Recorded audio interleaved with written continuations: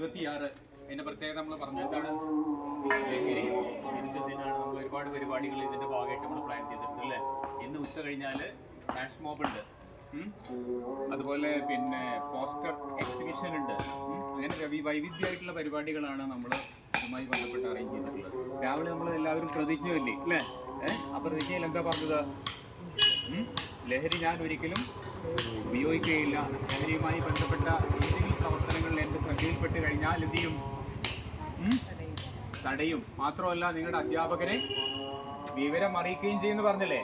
അപ്പോൾ ആ കാര്യങ്ങളൊക്കെ നമ്മുടെ ജീവിതത്തിൽ പാലിക്കുക. ഓക്കെ, ശരി. അപ്പോൾ നമുക്ക് തിരിച്ചു പോകാം.